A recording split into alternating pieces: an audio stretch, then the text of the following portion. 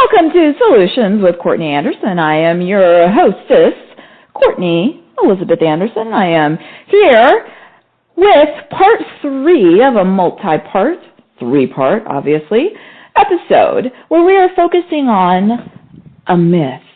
We are focusing on the myth speakers earn $5,000 an hour? No education is required?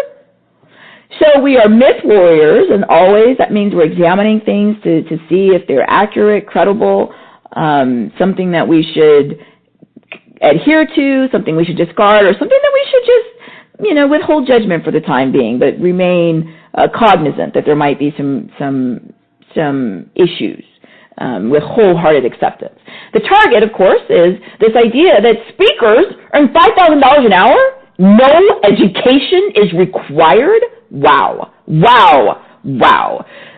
This is a very powerful idea.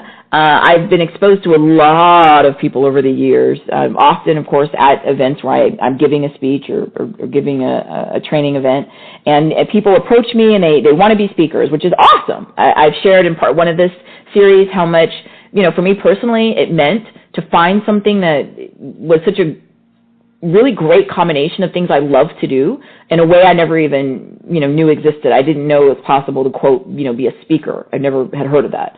But when I found it's one of those things that has brought me immense amounts of joy and opportunity and fun, and I still love it. It's one of those things that, I don't know how long I could do it, but I'd hope that, as long as I was able physically, to speak, that I'd be able at some point to continue to do something in this industry, because it's addictive, and when it goes well, there's just nothing like that feeling of just being in that room, and you just create that energy, and other people add to it, and it's just such a rush. So I do wholeheartedly and very earnestly absolutely love this business. And that's one of the reasons that, doing these 3 episodes has been a bit of a challenge, because I do love this business, and it's brought so much joy to my life. It's brought a lot of financial reward to my life. It's provided me the opportunity to travel to a lot of places I actually hadn't been to, and be part of meeting people and working in different types of professional environments. So I honestly am nothing but, grateful and a huge fan of this industry. And I also have to add, I don't think I've mentioned at this point, that some of the most fascinating and interesting and, people I've ever met are fellow speakers. It's one of those things I've always felt, a struggle to fit in, partially because I was born in what was in West Germany. And then was an Army brat, meaning my father was in the U.S. military, and I just moved all over. I never lived anywhere a long time. I never really, I'm not from anywhere. I don't really have a community. But I do have to say, in some way, the speaking community and a lot of my fellow speakers were sort of the first experience in life where I felt like I found sort of my tribe, if that makes sense. And all over the world, because it just takes a certain type of personality to love this and to do it. You got to have a huge risk tolerance. You have to have a certain type of performing acumen. You also tend to be just voraciously interested in ideas and content. And I continue to be, honored and amazed and, and happy, that I found this industry and that I've met some of the wonderful people that I've met, and that it's made so much of my journey through life so much more expansive and exciting and fun. So I again, just incredible fan of this industry.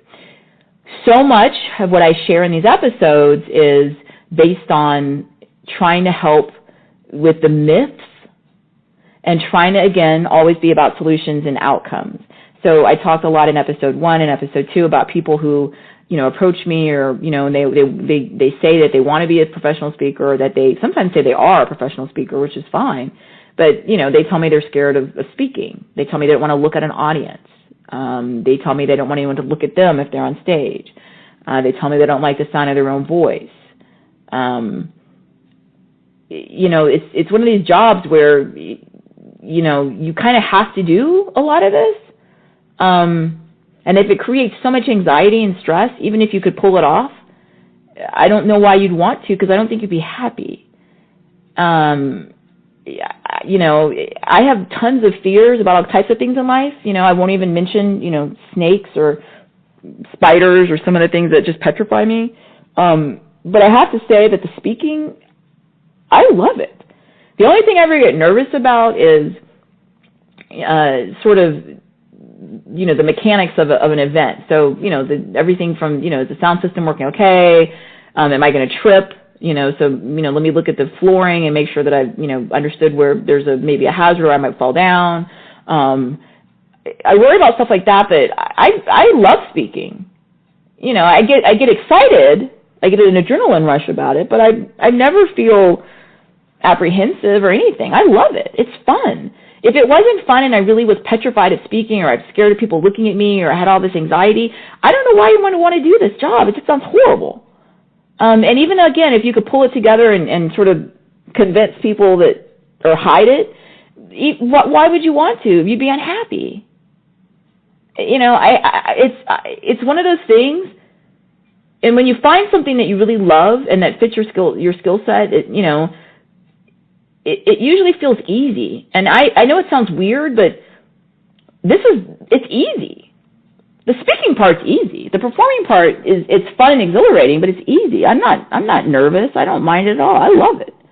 And it's the same thing with all the things that I enjoy at this part of my life. I love, teaching. I love, being able to instruct college students and help them learn what they need to be successful in life. I think that's fun. If I was nervous and didn't like it, I wouldn't do it.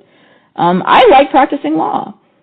And I have an opportunity in my life now where I only, practice a little bit, but I enjoy it. If I didn't, I wouldn't do it. It's not scary at all. It's easy, and it's fun. Not that it's easy to learn the skills, not that it's easy to set up these businesses, but once they're set up, I love all this stuff. If it was a struggle for me and I was frightened of it, then I wouldn't do any of this stuff. I'd go do something else. So that's a lot of what I talked about in episode 2. All these sort of myths and misunderstandings that, I'll be rich, so I'll just, go out there and do this even though I'm scared of people and I don't want people to look at me and I don't want to look at anyone and I'm scared of speaking. That's just, first of all, you're not going to be rich because unless you're just amazingly talented as an actress or actor, you're not going to give that relaxed, fun, live event performance because you're petrified, and then you're not going to be hired. So I don't know why people kind of set themselves up for that, but I'm just trying to be pragmatic and work through some of the myths. One of the focuses that I left off at the end of episode 2 talking about was this idea, people are always asking, well, how do you get hired? How do you get started? I tell them that what I would do if they were serious is I'd go out immediately and start getting paid to speak. Free speeches are not worth anything in the marketplace. That's why they're free. And I think if someone is sort of learning a skill, that's fine. But if you want to do this for a job, you need to get out there and start charging because the marketplace will tell you everything you need to know. The marketplace will always tell you. And I know I'm not arguing over some sort of discussion about whether or not, markets are inherently, exploitive or any of that. I'm just saying that within a market, if you're trying to sell a service or a good, then you're going to get a response. And if no one buys your service or good or pays any money for it, then that tells you a lot. You need to change what you're doing, or maybe this isn't the right thing for you. So when we were looking at that, as I shared, I do a lot of free volunteer work as a lawyer. I do everything I can in a lot of my professional capacities to give back and be of service. But when it's time for work, you need to charge. Otherwise, it's not work. It's a hobby. So my answer is, should you give free speeches as part of your business plan? No. You're not going to convert any of those customers. And again, I do need to do a program on price elasticity, but, you set your place in the marketplace. So if you're something that's a low-cost business, then that's fine, like a dollar store or something, or a 99-cent store. That's fine. If you're a mid-range product or service, like a department store, like a Macy's type thing, that's fine.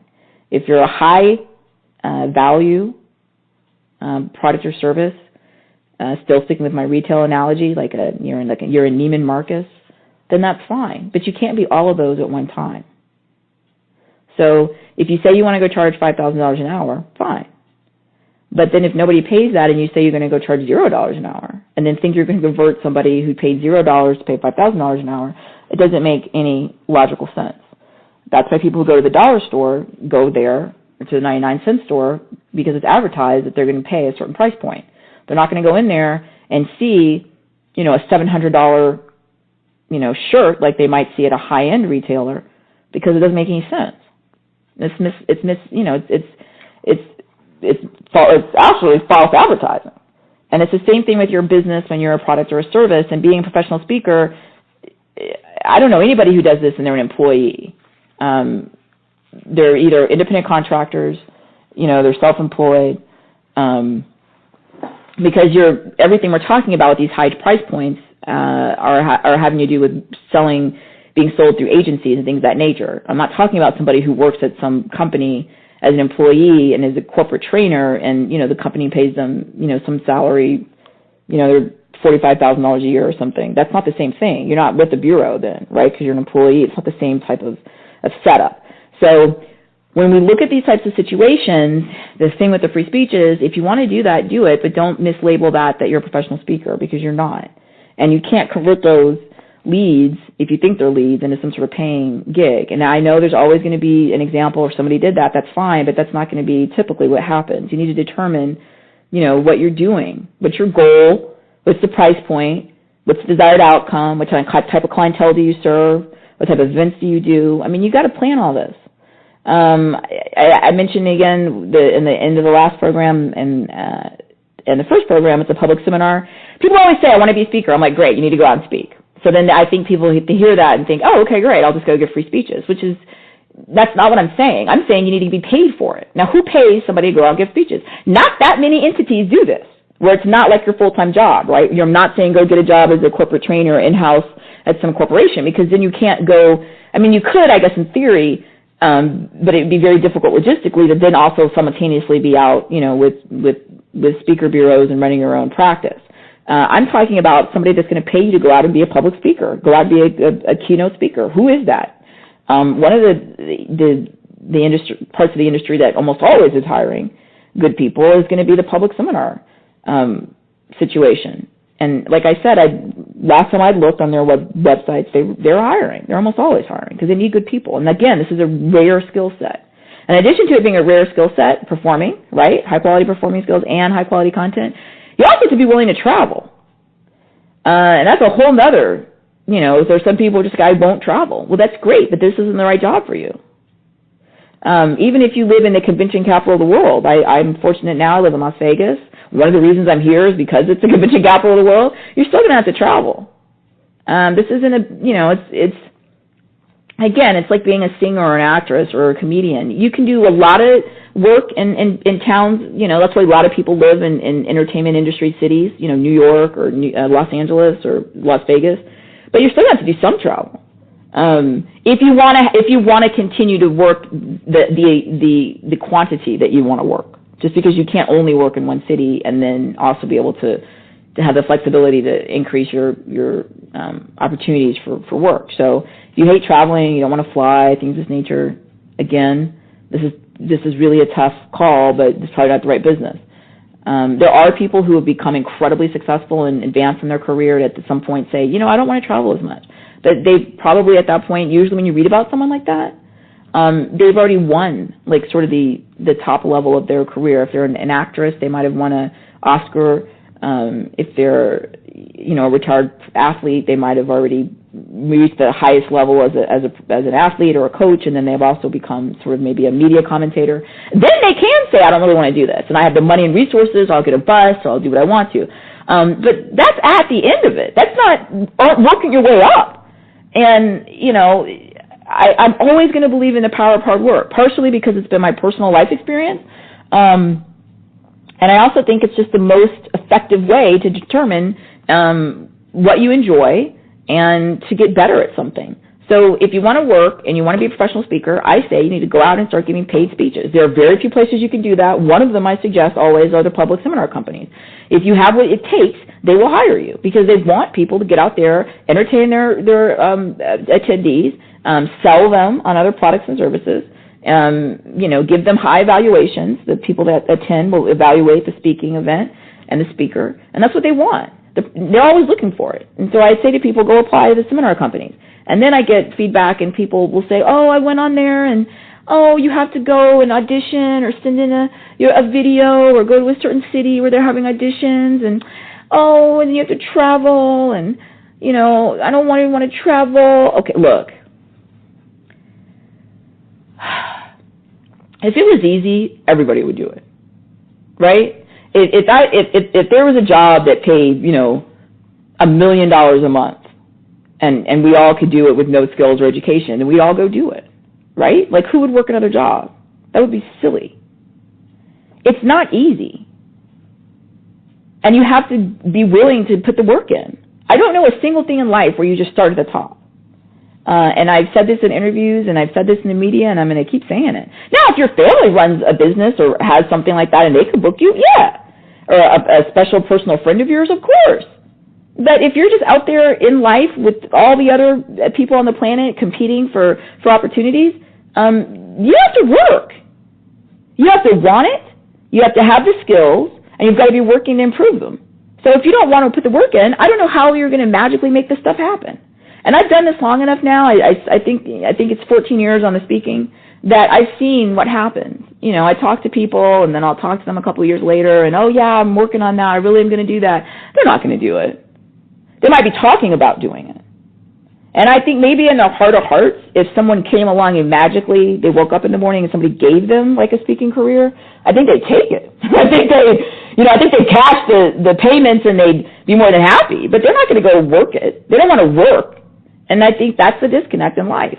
And I don't know, again, I might just be really unlucky and have had a horrible, life, but I've worked for every single thing, and I keep working, and I work really hard because I don't know another way to do things. So if you want to speak, I say go to the seminar companies. If they don't want to hire you and you audition and give your best, that means you need to go back and practice some more and figure out what you need to do or if you can do this. Sometimes in life we learn we may have all the desire in the world, but we don't have the skill set. It's not happening. And that's not a bad thing. Not everybody can't be everything. I'm not going to be a professional athlete at anything. At this point, and that's okay. Doesn't mean I can't enjoy sports. It doesn't mean I can't have fun, and make that part of my life. It just means you got to be realistic at some point. So if you go and you give it your best, and the seminar companies tell you no, and they tell you no every single year, and you never feel that you can improve anything or get any better, and nobody ever hires you to give paid speeches, I think that's the market is telling you something. It doesn't mean that you're not awesome. It doesn't mean that you're not fun. It doesn't mean you can't find a way to craft the career and the work opportunities you'd like. It just means that might not be the right avenue for you, and that's okay. And the idea is if you don't want to go and audition or try out or, submit your work for the seminar companies, then I feel like if you're not willing to take that risk, then you're not serious. Because everything in life has some risk to it. If you're not even going to apply, then I don't know what to say. I talked to somebody one time, and they said something like they have a 7-year plan that they're working on to get ready to apply to a speaking opportunity. I just was flabbergasted. Wow. What are you doing for 7 years? I mean, if you want this, the only thing I know to share with someone is that's where I started, and that's where a lot of people I talk to started. If you have a very elite set of experience or skills, you've won an Olympic gold medal, you're a tenured professor at MIT, and you won the highest, academic awards and acknowledgments in your field, then that's a different thing. You're not going to necessarily be a speaker. You're going because of your specific and unique experiences, and they'll hire you to give speeches because of those experiences, and you'll talk about those experiences, but that's not the same thing as going out and being a professional speaker. You have to learn it. When I decided I wanted to learn this business, I went out, I took my first gig as a public seminar. It was 4 days. And then when I realized that this was something I was really seriously interested in, I started to make concrete plans. I started to say yes to everything, and I just took all the contracts they offered me, and most of those contracts I did 5 cities in 5 days, and I spoke usually, on average 6 hours a day, and I did that every single day, and I just worked and worked and worked and worked and worked and worked, and I know I got better, partially just because I did it so much. And I learned how to speak in all kinds of situations, right? In all kinds of settings with 6 people in a room or 6,000 people in a room. I learned how to speak where I'm sick, or I learned how to speak where I'm having a really bad time in my personal life. I learned how to speak where all the equipment fails. I've spoken outside for some groups. I've spoken, I just learned it. And there's no other way to do this stuff but to get out there and just start doing it. And then you'll learn what you're made of. And I've had horrible hecklers, and I've had, the worst days you can imagine as a speaker, and I've had great days. But I just got out there and I learned, and I did it, and I did it, and I did it, and I did it, and I did it. And there's a lot of work out there and research that says, 10,000 hours and all this. But the idea that you have to put the work in to get better, is that really debatable in life? Anything. So I never understand people who say they're going to just sort of jump out there and they don't want to put any work into it, but they're just special, even though they don't have any sort of really formally specific things like winning the gold medal or some, the Nobel Prize. They just think that they're them, and of course people will hire them. The reality is I've never seen that happen. You don't want to have any. The speaker bureaus don't take you unless if they're a credible bureau. They don't take you until you have a track record. You have to have clients. You have to have client feedback. You have to have a fee schedule that people have been paying. You're not going to have that on your own usually, which is why you start often, getting out there and learning it through public seminars. You can do it on your own if you have an excellent, marketing apparatus. You have a budget for this, and you know what you're doing. But if you don't, how are you going to get the clients and the experience you need for a bureau to take you? You're not. And then people come to me and say, well, I need your help. I need a bureau to accept me. Because you submit your work, and most of the credible bureaus will kind of make an assessment of whether or not you're where you need to be professionally so they can start selling you. But if you've never given a paid speech, or you've given like 2, to your cousin's group, or, no, you don't have, this is not a business, it's a hobby for you. Now, the purpose of this episode was the scams, the flim-flam, the things that people do to take advantage of aspiring speakers. And this is where I think it happens. I think there are people, they think, wow, you look at some of the top speakers in the world, in my field, business, right? Some of the top business keynote speakers in the world, tens of thousands of dollars an hour. Some people are, 6 figures an hour. A keynote is their keynote fee. They deserve it. They've been at this a long time. They have a return on that investment. Their clients are satisfied. I've been and worked with and met a lot of these speakers and seen them. They're worth that.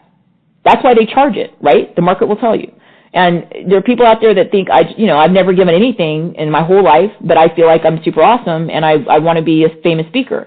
And you don't want to go out there and just sort of grind it out. I recommend a seminar or similar type company. But in the seminar business, even if you're not even really that good, if I remember correctly, you should be able to make about $6,000 a month if you work 3 weeks a month in the seminar companies.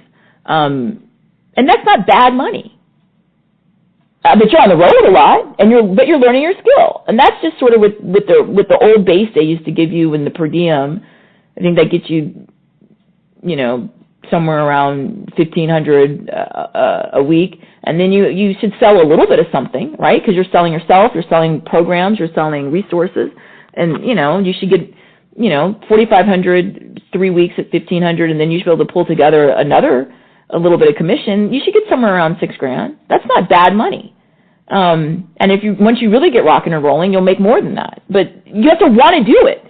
And if you don't want to do it, then I don't know what to say. So they get all these people out there that prey on people who claim they want to do something, but they don't want to put the work in. It seems like it's too much of a sacrifice to get out there and start traveling and going to all these, places. And they get taken advantage of. And I think it's similar to people who, they want to be models or supermodels, right? So there's all these fly-by-night places that call themselves modeling schools that take advantage of somebody. And the person, is 5'2", and they know you have to be, 5'9" to be a potential, runway model, but they'll take the people's money. And they'll say to them, yeah, you're a modeling school. And it's similar in the speaking industry. There's so much stuff out there that takes advantage of people. So I've seen all this sort of, I'll train you to be a speaker, I'll teach you what you need to know, and some of these prices are insane.